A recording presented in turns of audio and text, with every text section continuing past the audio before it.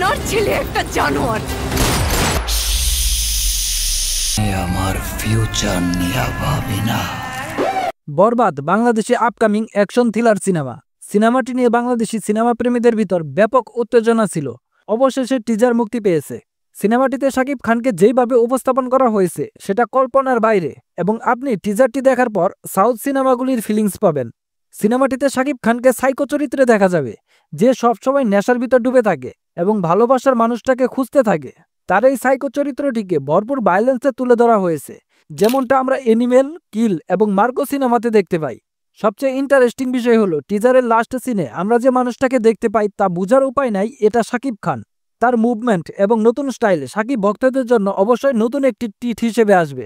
আসলে মেকিং এবং প্রেজেন্টেশন একটা সিনেমার জন্য সবকিছু।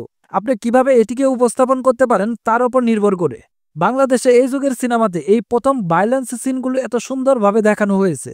বাকিটুকু সিনেমা মুক্তির পর বোঝা যাবে।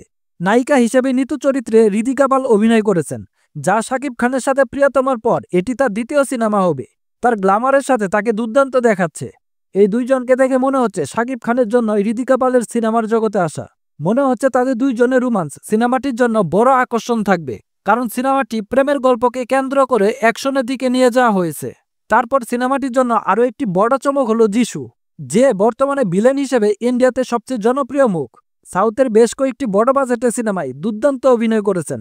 নিঃসন্দেহে এই সিনেমাতে তাকে আরও ভয়ানকভাবে দেখা যাবে। তার সাথে রয়েছে মিশা সওদাগর, সম্ভবত শাকিব খানের বাবার ভূমিকায় অভিনয় করেছেন। বরবাদ সিনেমাটি পরিচালনা করেছেন মেহেদী হাসান হৃদয়, যা এটি তার প্রথম সিনেমা। সিনেমাটির শুটিং 2024 সালের আগস্টের শেষের দিকে বা সেপ্টেম্বরে শুরু হওয়ার কথা ছিল। 1 মাস বিলম্বের পর 20 অক্টোবর 2024 সালে ভারতের মুম্বাইয়ের স্টুডিওতে শুটিং শুরু হয়।